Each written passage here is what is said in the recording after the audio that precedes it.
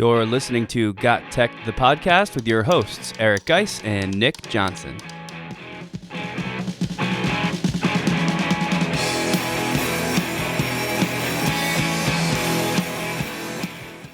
Welcome back to GotTechED the Podcast. This is episode 118 called Top 5 Tips for the New School Year. In this episode, we'll each give our top 5 pieces of advice for new teachers, and then again for returning teachers. We'll also call out our favorite EdTech tools for classroom implementation. This is another episode you don't want to miss. Check it out.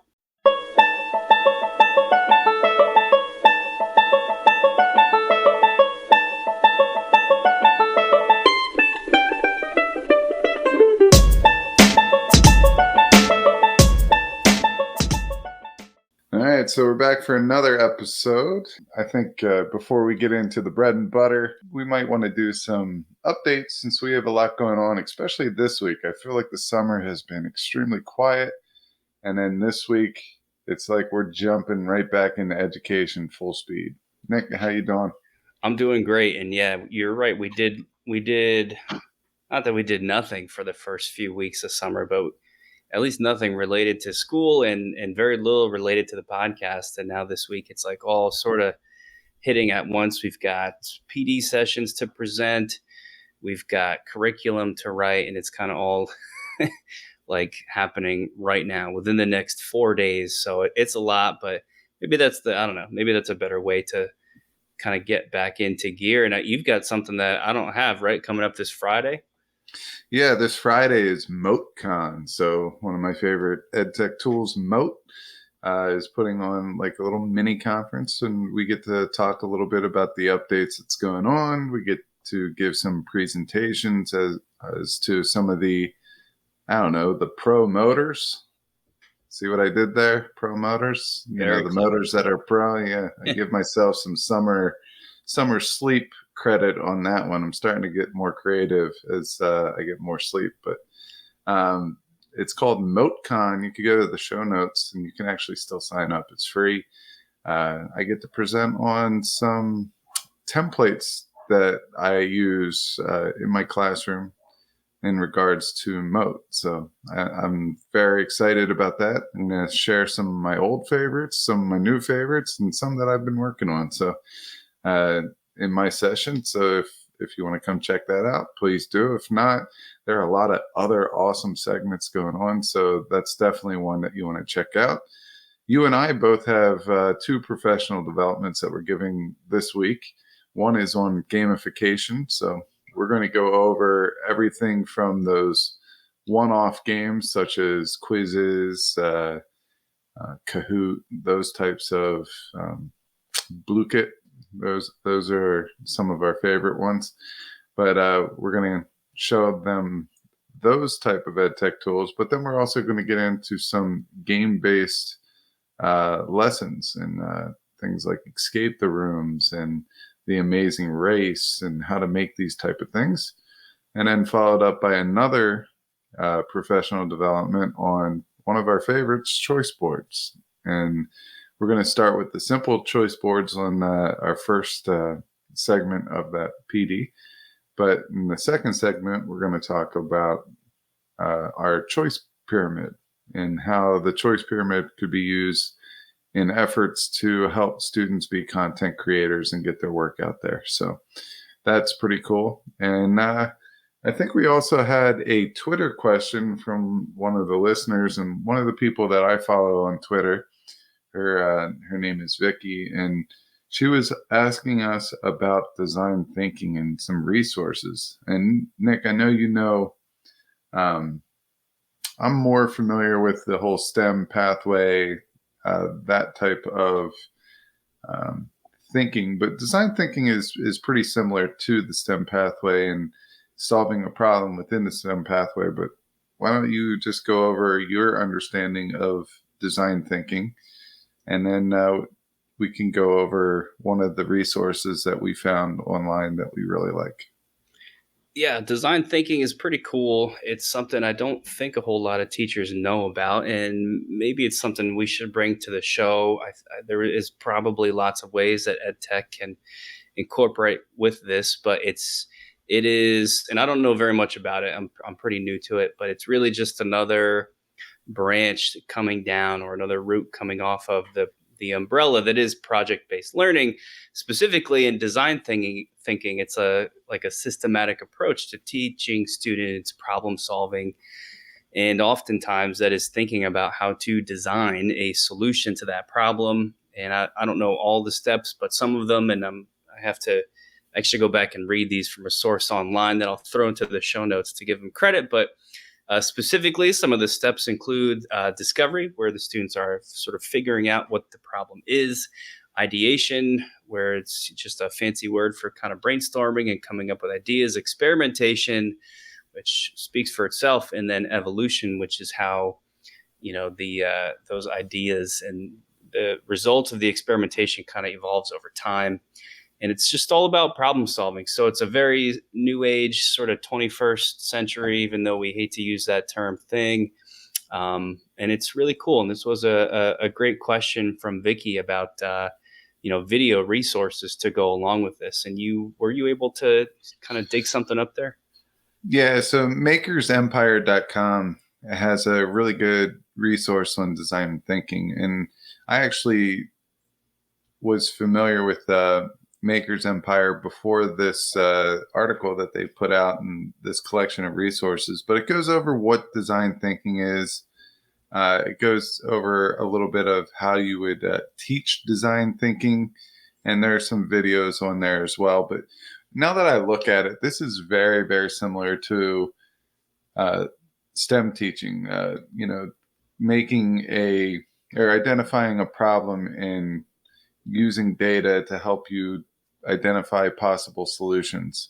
So in this resource that I see here, it says develop empathy, insights, and understandings. That's very simple. That's very similar to problem-based learning and the STEM pathway learning.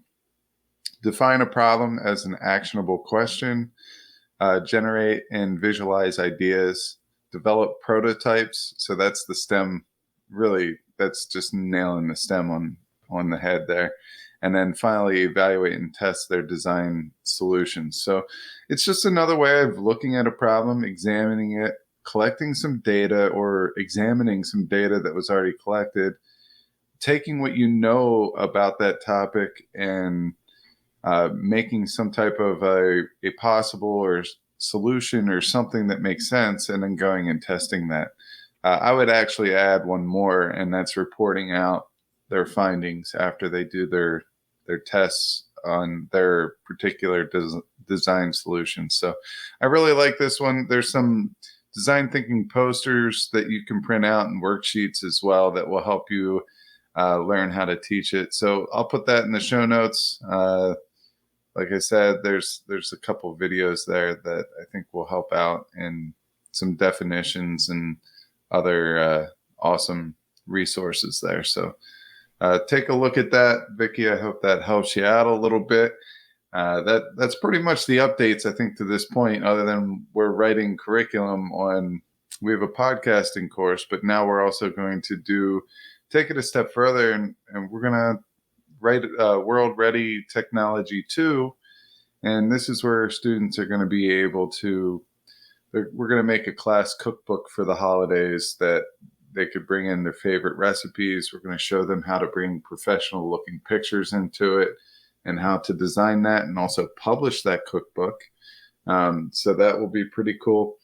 Some of the other things that we were thinking of just off the top of my head is we're going to have the students work with clubs and maybe community businesses and things like that to help them brand their products, make flyers, posters, business cards, those type of things, maybe some promotional stickers, and have them work on that. And then we'll come up with a couple other, pretty cool projects for them to work on, just so they could get their hands on some technology and understand how to use it and how it could help promote a business or a career path. So. Yeah, I could see all that stuff from this new course coming into a future episode also. I mean, we basically pretty much World Ready Technology 1 is like our podcasting class, and that grew out of this show. And I think it's going to go the opposite direction for World Ready 2, where we teach the course first, and then we'll have sort of experimented with all this cool new stuff like the cookbook and, branding and all that sort of good stuff. And we can bring that back to an episode. So I'm excited to teach it. I'm excited to finally get the curriculum written for it. And I'm excited for what that can bring to GotTechED the podcast. This podcast is a proud member of the Teach Better Podcast Network. Better today, better tomorrow, and the podcast to get you there. You can find out more at teachbetter.com/podcasts. Now let's get back to the episode. I think with that, we can probably kick off segment 2 here, which is a list of top 5s. We usually we do something like this to help kick off the new school year, kind of our suite of New Year episodes. This time we've got top 5 for new teachers. We're going to do that first, right off the top. Top 5 for returning teachers. This is going to come in second, although I'll say returning teachers, you may want to listen in because there's some good advice just across the board here. And then lastly, we'll end it with top 5 tips for integrating EdTech, just to stick with what this show is all about. Because a lot of these first ones, they are not necessarily tech-centric. These are just kind of like our thoughts to help motivate people and help get the ball rolling and maybe give you a couple good ideas. I don't by any means think of myself as an expert teacher, but we do talk to a lot of teachers via this show and PD, so I think we have a good perspective on some things, and I hope that some of these will share that. So that is what this next segment is going to be, and maybe I'll kick it off to you first to get through some of your new teacher advice, perhaps. Yeah, this is one of my favorite things to reflect on because, I don't feel I got a lot of good guidance coming into my first year, but I really did not maybe understand all of the guidance that I was getting. Didn't remember it all, but there are a couple things that really got me through my first year, and that's to set goals. And as cheesy as that sounds, because I feel like everyone says it, you need short-term and long-term. My long-term goal was made by my cooperating teacher when I did my student teaching. And she said, your long-term goal your first year is to survive. That was it. And really that is true. But I missed the mark because I didn't make it like a lot of attainable short goals. And what I mean by that, maybe they were attainable, but I didn't make enough of them that it made me feel really good about myself. Sometimes as a new teacher, you need to find ways to make yourself have a win here and there, because your first year is extremely difficult. It's the first time that you get to fly without, no leash per se. In your student teaching, you always had someone looking over your shoulder. Now you get to do your own thing, but that means you get to sink or swim kind of on your own. I mean, you always have some people there to support you, but set some goals, really take in all the small goals that you overcome throughout the year. I think that's a great one to have. Yep. Yeah, go ahead. I didn't know if we were going to go down all 5 here or if we're going to just alternate. Maybe we should alternate, I think. Yeah, maybe we'll split them up. That might be a better way. My first one is a quick one too. It's just getting to know the people who really run the school. I'm sure you guys have heard this before, but it bears repeating. The secretaries and the custodians are the real ones behind the show that keep things running smooth. I know for me, definitely getting to know the secretaries, treating them well is of critical importance, and that is true for the custodians as well. If you do not do that, you will quickly find there's a lot of things that become more difficult for you. So that's just like number one off the top for new teachers. You got to take some time to get to know these people, make sure they know who you are.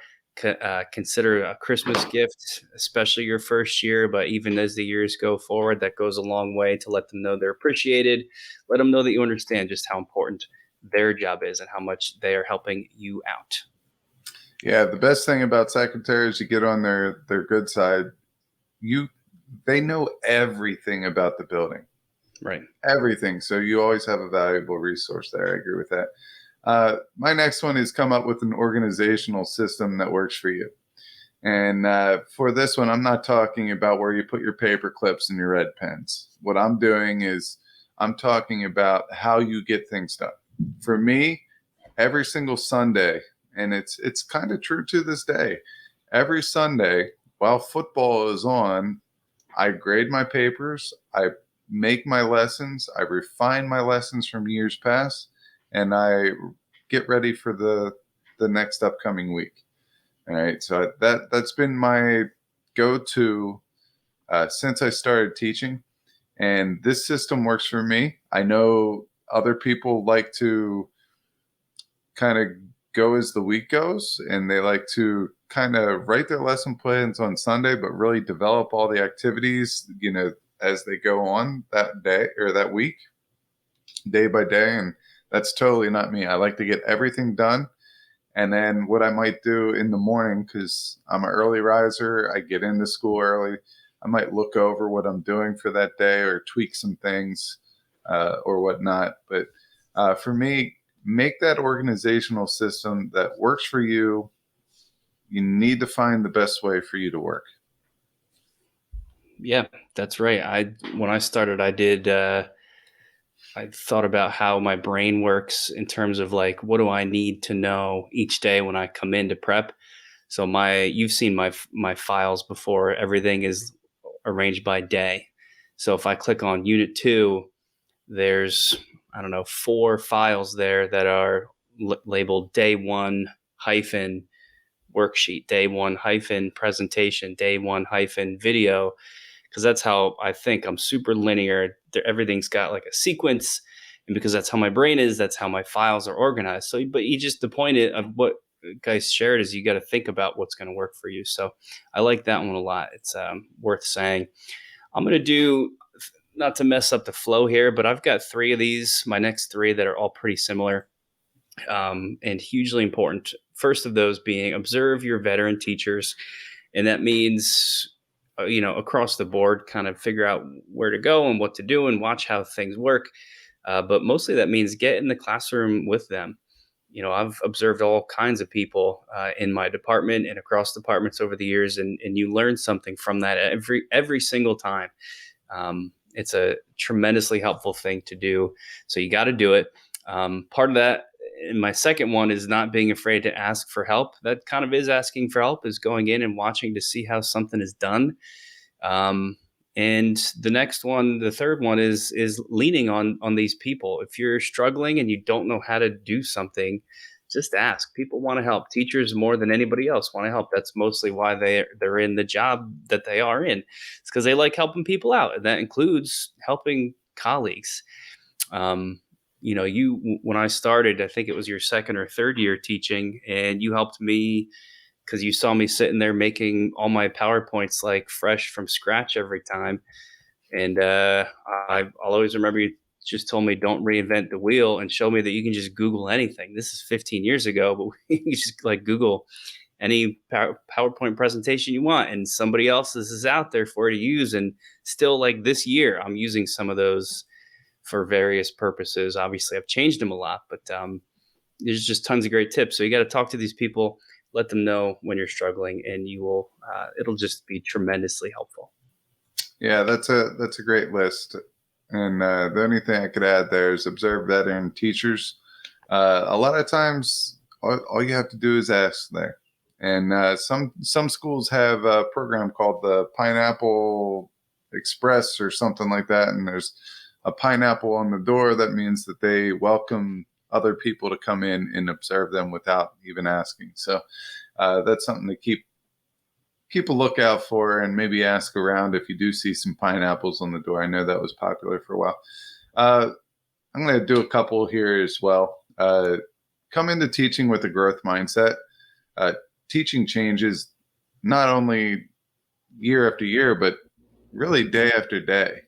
I mean, sometimes I feel like one-to-one devices evolved so much in about a 5-year span. It was like bring your own device to school. You could use your cell phones, and then it was iPads, and then it was Chromebooks, and then it was a hodgepodge of everything. So, I mean, that's just something that changed. We went from just standing up there and lecturing to more of a project-based learning or student-centered learning. And now we're throwing in EdTech as well along the way. So things change. They change rapidly. I think it's for the better. Find something that you like to do and that also fits the needs of your students. And that's part of my next one. It's learn as much as you can about your students. All right. So if you're planning a picnic, and this is our good buddy Kyle Niemus's example that he likes to use about universal design for learning, which is just saying that not everybody learns the same way, and we should really be catering to the many needs of our students. Think of your class of students as inviting them all to a picnic. Okay. If you're getting ready for a picnic, you need to know dietary restrictions, what people like to eat and what they don't like to eat, what they can and cannot eat. So it's not any different in your classroom. Get to know your students, get to know their favorite foods or their favorite way to learn and what allows them to learn. Are they visual learners? Are they auditory learners? Whatever they are, try to come up with activities or options for them to learn in the way that they're comfortable. So those two, I feel like you can connect those, but those two are great. And I might as well just throw my last one in there because it's quick. We talk about it all the time. And that's be a part of a PLN, a professional learning network. I personally like Twitter. I connect with a lot of people on Twitter. I find a lot of value on Twitter, find a lot of great resources on Twitter. Once you get to know people on Twitter, you could just ask a general question to all your friends on Twitter. And usually within an hour, you got some answers, you got some resources, you got some suggestions. And it's just a powerful way to build your educational tool set. Yeah, those are three awesome ones. All I could say is to go back to the first one you mentioned, the growth mindset thing. Since I started teaching, I keep looking out for a consecutive year where I'm done. Like where I did all the work, I don't have to change anymore. I figured it out. And 13, 14, whatever this is, years in, I've never had that year. And you got to learn to stop looking for that year because it's just never happens. Something's always going to be changing. I've sort of felt like I was getting there when COVID hit, and then that totally flipped everything upside down. And now I'm at the point where, like you said, just expect it. If you're not looking to reach that plateau, then you'll never be thrown off when things change because things will change every single year. And it's better to not get to that plateau too, because you want to be growing. You want to be constantly trying new things and changing. That's what keeps it fun. That's what keeps it interesting. So that's a big one, and I often overlook that. Yeah, I call that chasing the unicorn. You're always chasing something that can't be caught. Right. And so we're chasing the unicorn there. That's a great thing. Keep chasing it because you're elevating your game as you go looking for this thing. So that's a great one. You have one more left, and I think this one is very important. Yeah, my last one is say yes to everything. If you're not going to do it your first year, do it your second year, do it your third year. Give yourself 1 year early on in your career where you say yes to everything. Be super busy. Get involved with as many clubs as you can. Coach a sport. Coach multiple sports. The downside of that, of course, is the stress that can come along with that. But I got to say, looking back at my years teaching, the best years are the years where I was super involved.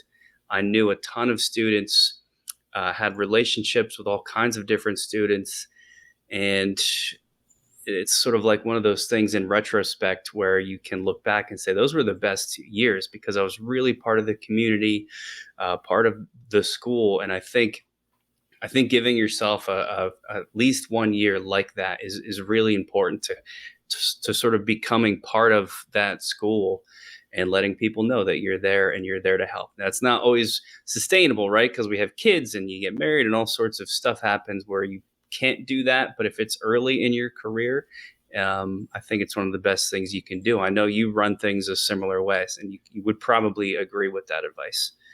Yeah, I like to be busy. I like to be involved, and my priorities did change since having 3 kids. But I think that's a great thing. One of the best ways to earn your students' trust is to be involved with things that aren't just in the classroom. Show them that you're human. Show them that there are other things, and show them that you care. And I think that's very, very, very important. But I will say this. Uh, I think it was like 5 years ago now, maybe 6. You did sign you and I up to be class advisors for a class. I don't even think you asked me. You just told me that we're doing it. And I promise you, before you retire and I retire, I will repay you with the same courtesy, and I will get you, I don't know, maybe there'll be like synchronized swimming team. That might be a good coach for you. There you go. I don't know. Maybe Rubik's Cube Club. I mean, there's more than one way to solve a Rubik's Cube. At least I think so, but it's very hard for the colorblind. All right, let's get into the next one, which is I'm not going to allow you to talk there. No Sure. way. Let's get in for returning teachers. And for this one, why don't we just do our 5, and then I'll just pick one out that, kind of stands out to me, and you could do the same.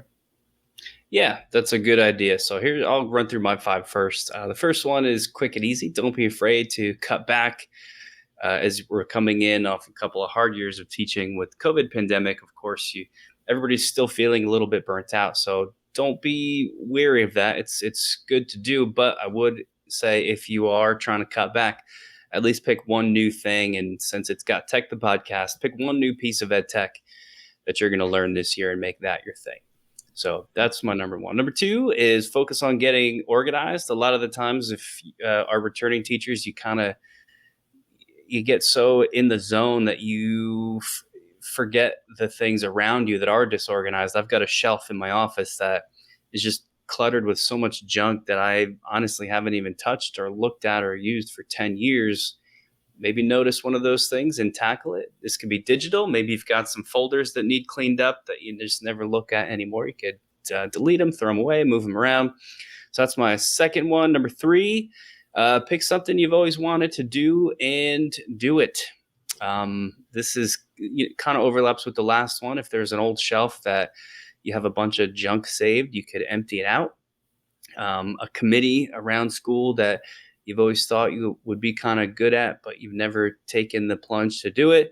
Join that committee this year. Pick something like that and make this the year that it gets done.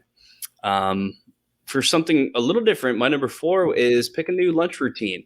I've noticed the past few years, everybody kind of gets settled in and does the same thing during lunch. And you go and work out.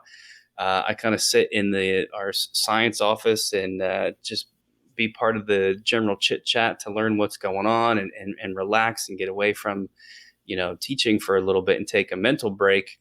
Maybe change it up, pick something else. Go, do a lap around the school to get outside. You might find it helps you out a little bit through your day. And lastly, number 5 is a focus on behaviorism. And behaviorism works. This is more on the classroom management side.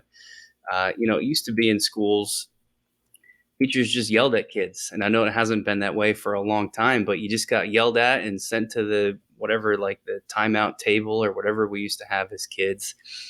Things are changing, man, for the better. And a lot of this stuff is based on behavior principles like giving students choice, gives them a little agency in how they're learning, right? Instead of telling students, this is how you're going to do it, or these are the rules, let them choose the rules. Now, you're still coming up with those choices yourself, of course, so you have the control, but you're giving the students some control themselves.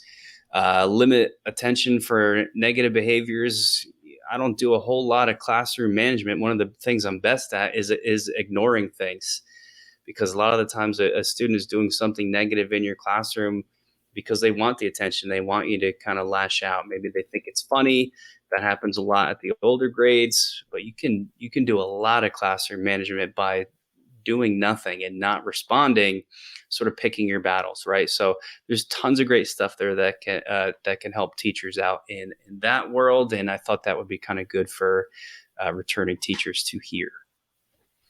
Yeah, I like that list. One of the things I like the most about that list is the last one that you shared. I don't know if you remember this, but this is one of the things that I typically tell new teachers. I call it the tissue box. Do you remember what the tissue box was? Because No, what is told that? you. You'll probably remember after I started saying Yeah. it.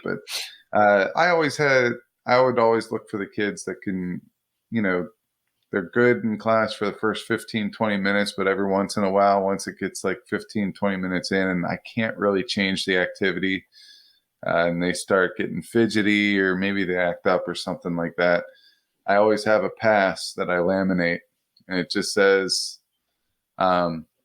student to main office for a box of tissues and it has my name signed. And I just go, and I usually have a conversation with this person because it builds trust at the beginning of the year. Be like, hey, I can relate to you. I couldn't sit still when I was in school either. This is just a quick pass for you to take a walk down to the office, get a box of tissues, come back, and kind of reset and recharge. And so I would give this pass out anytime that I felt like I had to. I usually had a couple of kids, either in a class or two, that would need this. They would go down. The secretaries know that I send people down for tissues. Typically, I go take them back because otherwise I'd have 50 boxes of tissues every couple of weeks. But I call it my tissue box pass. But what that does is it allows them to recharge, and it doesn't put this like big attention to that person. They don't think that they're like the class thinks that they're going to get a tissue box. It's not like disciplining them. It's just allowing them to get a couple free minutes to go kind of recharge their battery a little bit. They come back and they're usually fine for the rest of the period, especially when we went to longer periods. This is just a great thing to learn. And usually that takes that hard, difficult student in your classroom and makes them an ally instead of a foe in their eyes. So that's pretty cool. Yeah, and you're also letting them know that what they're doing is not okay, but you're giving them an out from that behavior that's non-punitive. That's exactly the kind of thing I'm talking about. And you're right, I did remember it as soon as you started talking about it. That's an awesome tip. Let's hear your 5. All right, so I'm going to continue off with what I left off for the new teachers, and I'm going to say continue to grow your PLN. You never know when you're going to need them. You never know when life changes and you're going to need maybe a new job or something like that, and you have these connections. That's going to be a lot easier to handle. Expand your practice through reflection. Reflection is key, especially in my practice. I am not someone that sits down and meditates or anything like that. I mean, I believe in quiet. I do understand the art of meditation, but I guess my form of meditation is really reflection. I need quiet. I like to think about what I accomplished, what I need to do, what went well, that type of thing. But I would just come up with a practice that works for you. I know I used to go out on weekends and I would go sit up in a tree that overlooked a creek. And I'd strap myself into the tree. I'd create some papers, just think about what I had to do. But that allowed me to get through the school year, and it allowed me to be refreshed every week because it was part of my practice. So that's very important. Next one is kind of like giving back. In order for us to get where we are today, we had some really strong teachers show us some great things throughout our time period at Hopewell. So reach out and lend a hand to your new teachers. It's okay to go up and introduce yourselves. They're nervous of being there. They're excited about being there, and lend them a hand. Sometimes it's better if you let them ask, but if you see something, go up to them and be like, "Hey, I really like the way you did this. Have you ever thought of this?" And help them grow their craft. Give back to your profession. My fourth one is to avoid burnout by trying something new. You and I both said this. The greatest thing in teaching is being excited about something, trying something new, and that will help you avoid burnout. So do that. I know ours has been, the podcasting course, or, this year with branding. I'm super excited about branding. That's getting me pumped for the new school year, and that's a great way of doing it. And the last one is find ways to be more efficient with your time. And you and I, we do a lot of productivity episodes. And I think just finding an EdTech tool that allows you to do something quicker, better, faster, smarter is something that you should always seek as an experienced teacher. A lot of the time, the new teachers, they're making a lot of stuff in that first year. They don't have time to go and look for and do research and tools. Luckily, you have this podcast that will do that for you. But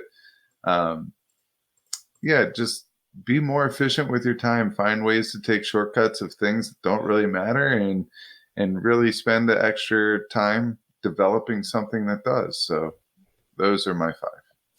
Yeah, that's another great list of 5. I'm going to call out your middle one, which was reaching out and lending a hand to your new teachers for a different reason than you mentioned. If it's a quality individual that's in that position, which the vast majority of the time it is, you may find you learn a lot of stuff from that new teacher as well. That's one of the coolest things about those relationships, especially in like a mentor program. Maybe that's something else I wanted to add too.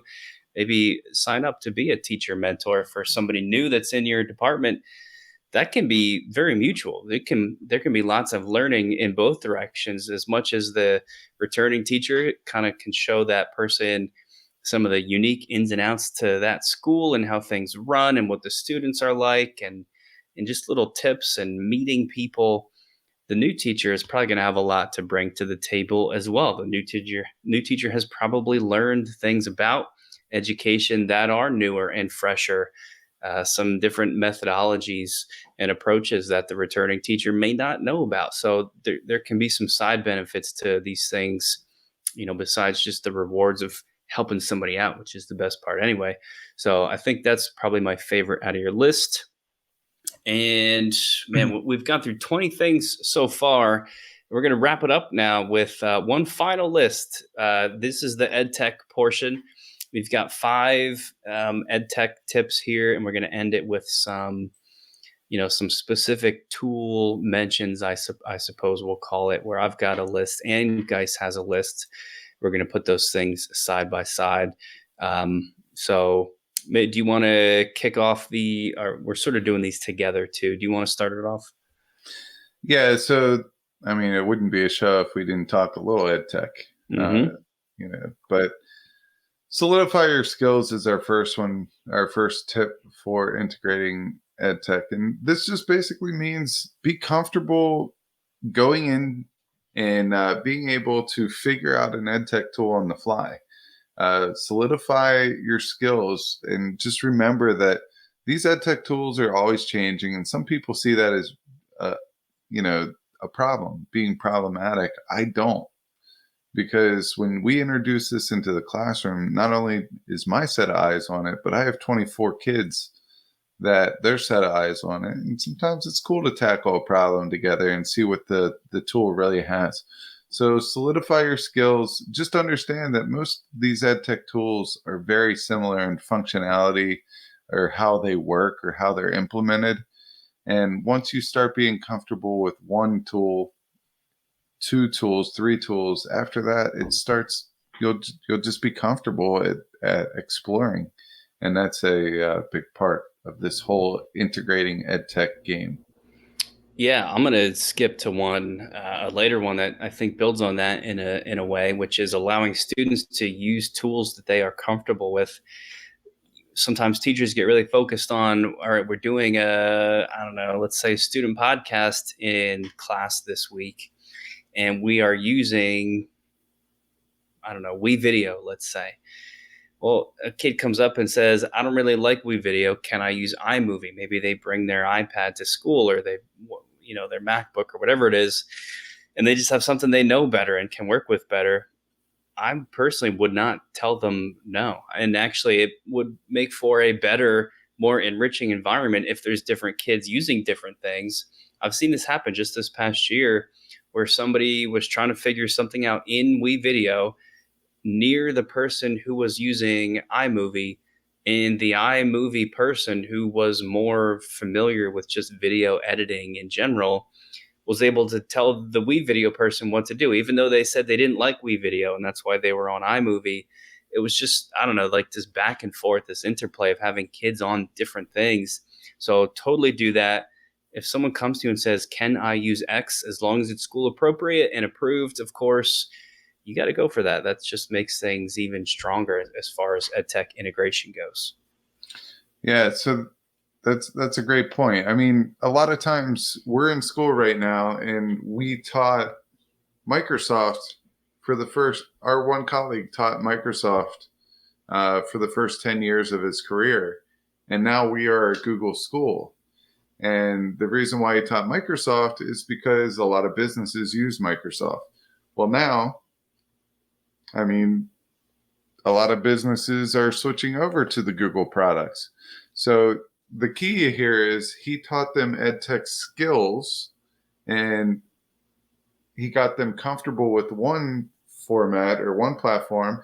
And now they're able to make that easy transition because they're comfortable using EdTech and using certain tools that are similar with one another. Every once in a while, there's a wacky formula change between the two or something like that. But for the most part, they'll be able to figure it out because they've been able to get comfortable with the tool that they like to use first. And that allows them to strengthen their abilities with other tools. So the next ones, I'm going to kind of tie them together because I see them kind of tying together, I guess. So the first one is don't be afraid of failing. Failing with an EdTech tool, students like when teachers take risks and go outside of the comfort zone. Now, I will caution you if you you have anxiety in the classroom or you think your classroom is a little on tilt because you had a couple of rough lessons, it might not be the right time. You probably should do something that you're super comfortable with. But if everything's been going pretty well and you want to try something really cool, I would go ahead and do it and not be afraid of failing because you could always recover the next day and switch things up. And a good way to figure things out or to test things out to make sure that you don't fail is to go in it with your PLC. Have them try out the new piece of technology or your lesson and give feedback and things like that. So when you integrate EdTech, it's already been tried by someone that knows what they're doing or knows what they're looking for. So I think those two are obvious, some great tips for integrating technology in the classroom. Yeah, for sure. Which I guess leads us to our last one, number 5, which is a whole big bag of things in and of itself. And that is creating your EdTech toolkit, finding sort of like your go-to is the way to describe this. Guise has shared his before in a solo episode, almost at a few months back, a year and a few months back. So we're kind of going to do it fresh here and compare his to mine. Maybe we can go piece by piece here. We kind of categorize things. The first category is presentations. What was your choice for presentations? Yeah, before we get into that, the EdTech Toolkit is your go-to set of tools. I am a strong believer in picking just a couple tools to introduce to your kids at the beginning of the year, because remember, most of your kids have 7 or 8 teachers, and each one of those teachers probably have 3, 4, 5, 6, 7 tools. They will overlap, but that becomes very daunting. So if you can just pick a couple of tools or just introduce them slowly throughout the year, I think that is a big thing to think about when you're creating your EdTech toolkit. And don't be afraid to use the same tool for multiple purposes either. So as Nick said, we made up these categories. Our first one is presentations, but we also do infographics, feedback, productivity, audio, video, organization, and formative assessment.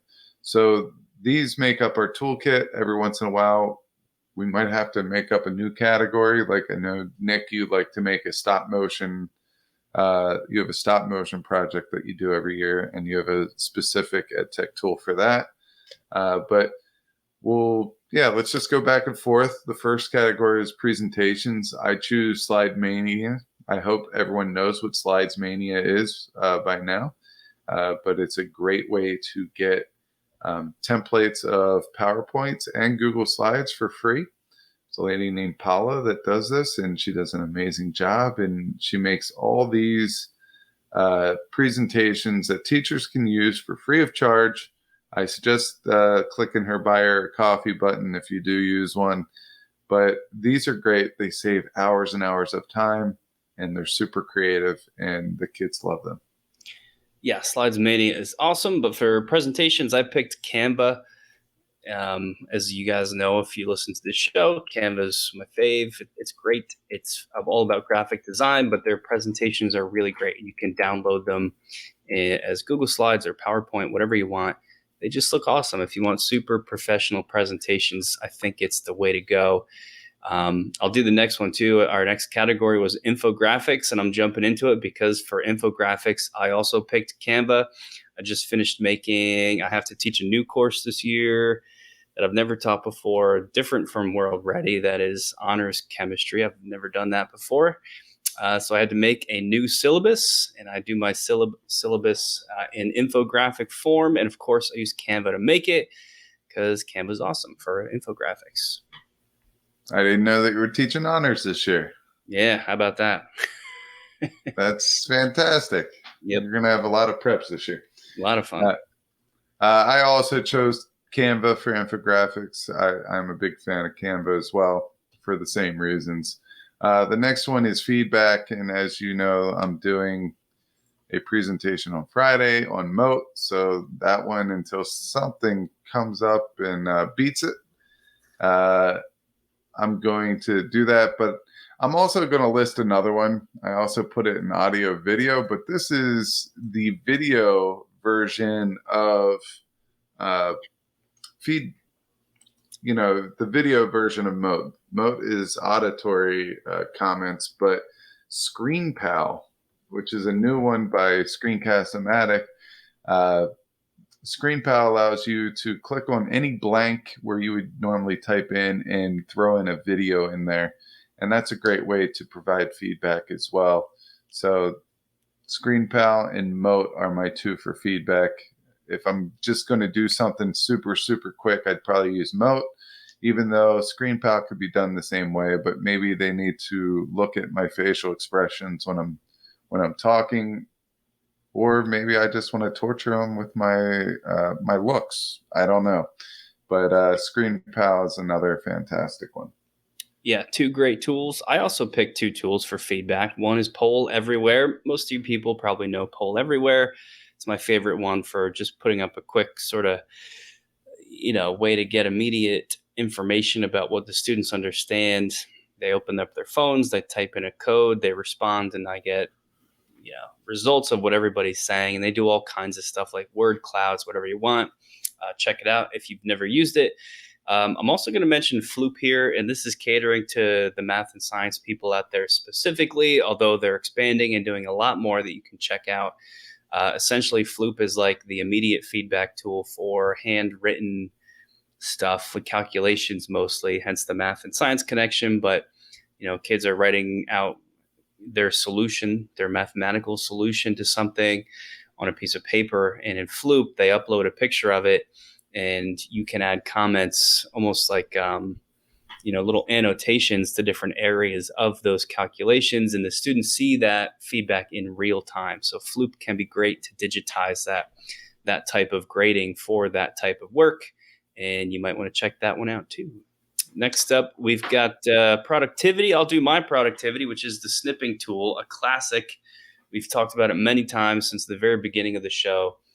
This is a Windows tool.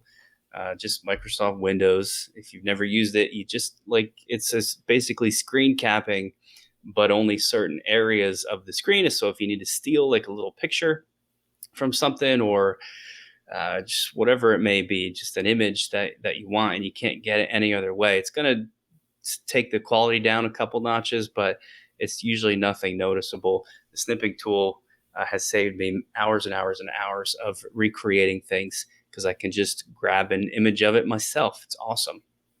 Yeah, and don't fear if you have a Chromebook. They have their version of a snipping tool, and there's a lot of great extensions out there, and as well as Apple and Mac.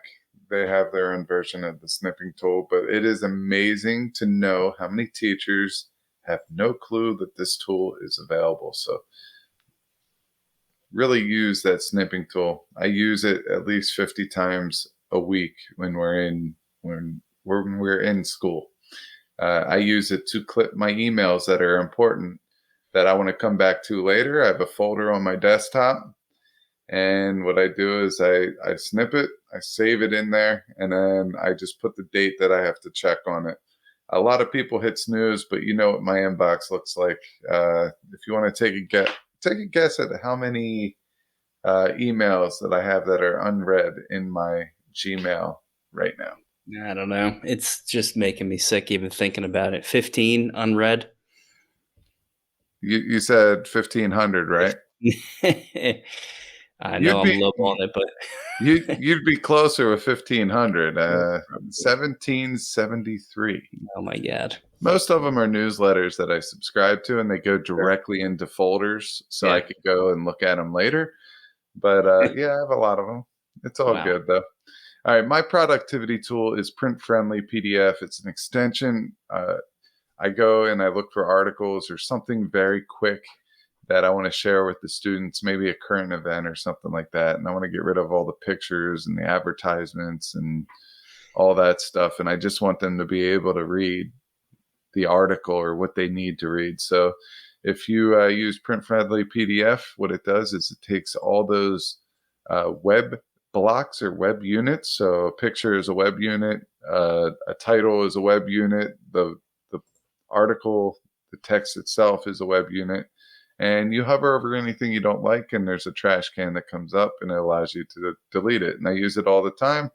I save it as a PDF, or I just copy and paste what I want them to see into a Google Doc, and I'll share it out through our LMS. But that's my productivity hack. Saves me a lot of time. Saves the school a lot of money, too, because if I would print all this stuff out with all the different pictures and stuff, it would waste a lot of colored ink.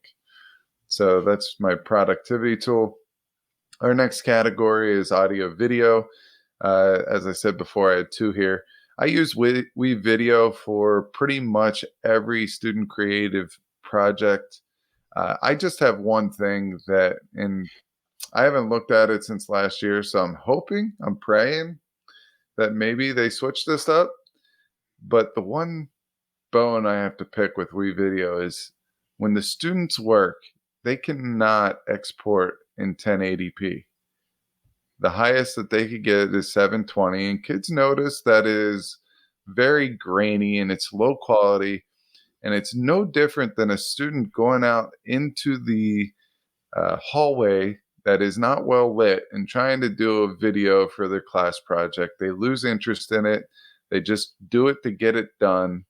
And this is one of my biggest things with and we have the education account. So we have the pro tools for the students and everything like that. They just don't have the ability to export in 1080p.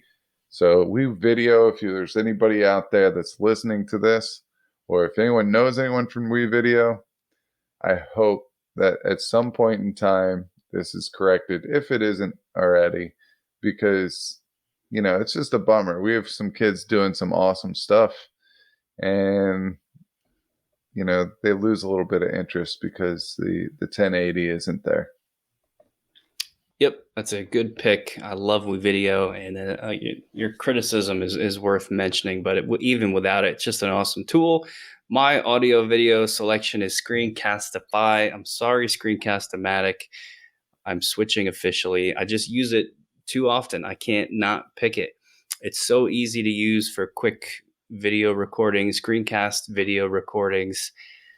There's nothing else to say. Normally in the past I have always refused to mention Screencastify and instead used Screencast-O-Matic, which I still pay for myself personally and stand by for its awesome editing. So if I'm making a super professional looking screencast, I am going to go Screencast-O-Matic, but on a daily classroom, quick, an easy basis, you got to go Screencastify, man. It makes the cut for my EdTech Toolkit.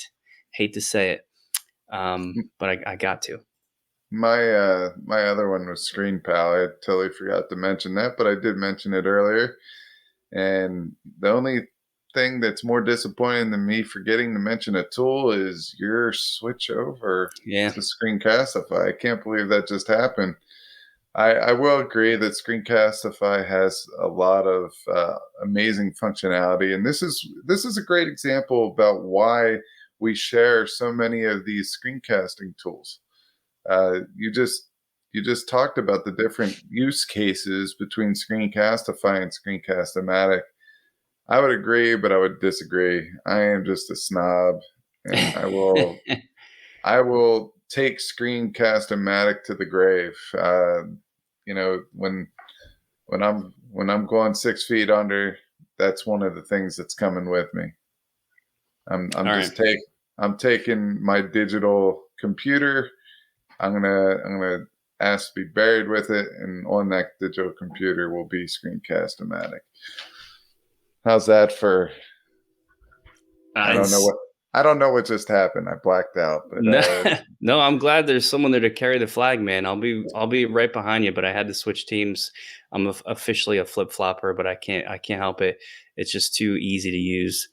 And let's wrap it up. I'm going to we have 2 more categories: organization and formative assessment. I'll do both mine. Organization, we've got Extensity. This is an extension and it organizes your other extensions. So if you've got a lot of these things, you can quickly turn them off and on with Extensity, and it's a great way to kind of stay organized in your Chrome browser. For formative assessment, I'm going to throw out Quizzes.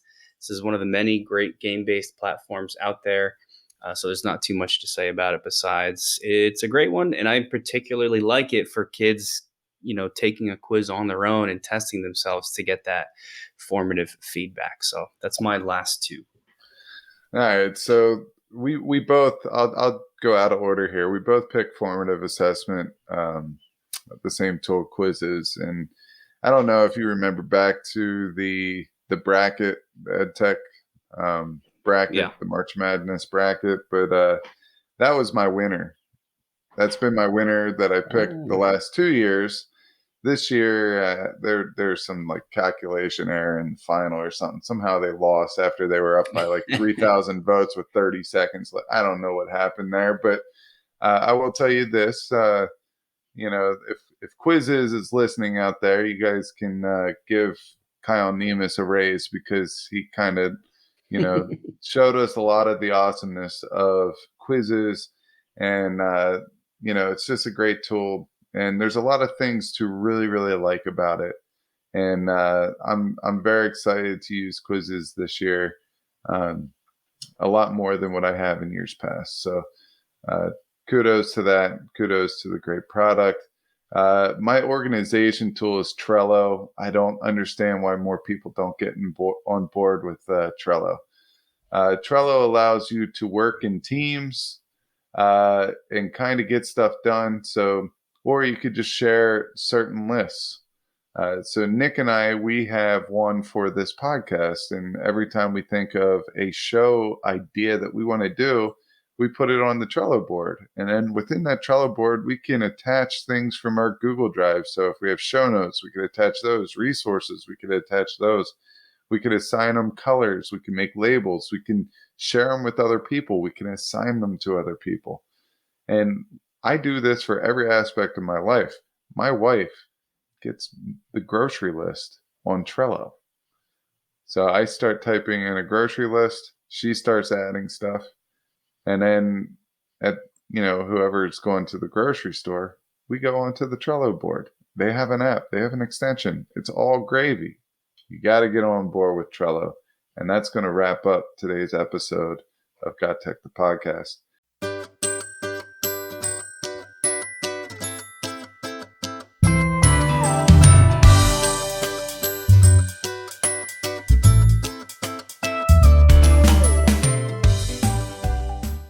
And I'm going to tell you right now, we say this a lot, but we really appreciate the support that you give us through our Apple Podcasts. You can review, rate us, leave some type of a review there. Oftentimes, people ask where they can ask questions if they don't want to go onto Twitter or Instagram or Facebook or YouTube or any of the other places we're at. And an Apple Podcast review is a great place to leave a question. You can find our podcasts at Apple Podcasts, Google Podcasts, Spotify, Stitcher, and other podcast players that are popular. You could go get more of GotTech the Podcast by going to GotTech.com. Please tell all your friends about GotTech the Podcast and tell your friends about the Teach Better Podcast Network, which we are a proud partner of. Till next time, go enjoy the start of your new year. Make sure that you put yourself out there if you're a new teacher. Set some goals. Existing teachers, keep building that PLN, and we'll see you in a couple of weeks. Thanks for listening to GotTech the Podcast. Remember to subscribe to our show and follow us at We Got Tech on Twitter so you can stay up to date with the latest episode releases, blog posts, product reviews, and PD announcements. You can also follow Guise and I individually at Guise Got Tech and at Nick Got Tech on Twitter or on Instagram at Nick Got Tech. Finally, remember to check out our website, GotTechED.com, where we post all our episodes, articles, and resources available to you for free. Until next time.